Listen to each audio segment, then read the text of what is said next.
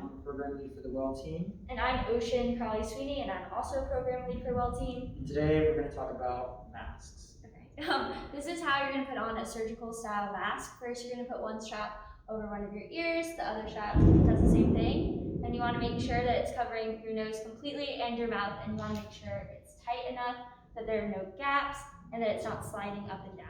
For a face mask with straps, you put it on, top two, tie them up. I always do a double knot so it's nice and snug, it's not going to slip. Take the bottom two, make sure it's fit to your face, nice and snug. Tie that one, and boom, good to go.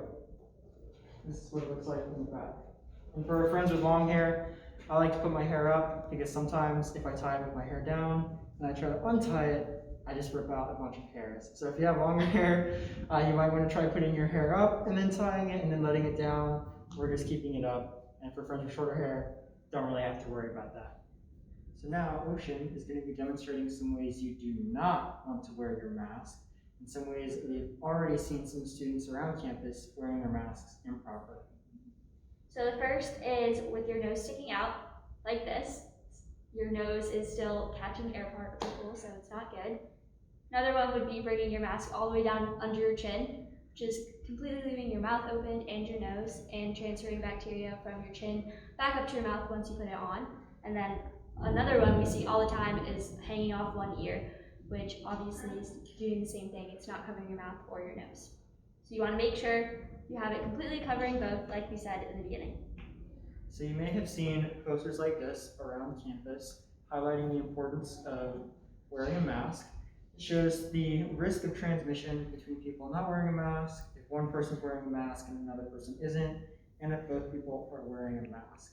So check those out. They should be in your residence halls or around other buildings on campus.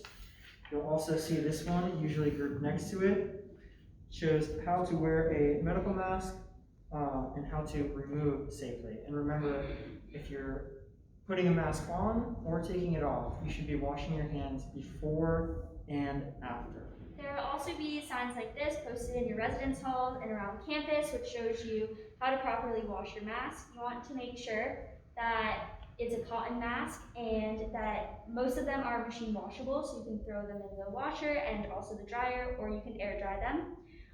You also, if you have disposable masks, you want to make sure you buy enough of them so you have enough for every single day. Or if you have cotton masks, you want to buy a lot of those so you can use one for each day of the week and then wash them at the end. Last but not least, we wanted to give you some mask wearing pro tips. So if you're looking to invest in some good reusable cloth face coverings, like a bandana or both those round neck scarves, or a cloth face mask, some things you want to look out for: you want to make sure they're double layered. You want to make sure they're made of cotton, because that's going to be the best material to filter out the larger particles coming out of your mouth and nose, and filter the bad stuff from coming in. You also want to make sure you're not leaving your mask in your car, because in the heat the bacteria can grow, and once you put them back on, it's unsafe. We also want to encourage you to not get a false sense of security. Just because you're wearing a mask does not mean you can stop physically distancing. We really, really want everyone to be staying 6 feet away from each other if they can, especially in areas on campus.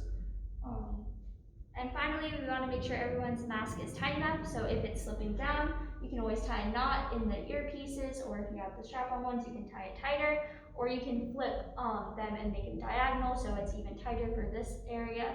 And Stetson handed out the back neck guards, which you can hook your mask onto, which will make it tighter and so it doesn't rest on your ears. One last thing we do want to encourage is being an active bystander. If you see someone not wearing a mask or wearing a mask improperly, you really need to normalize calling people out in a polite and constructive way, because your actions do matter, and we want to keep everybody safe.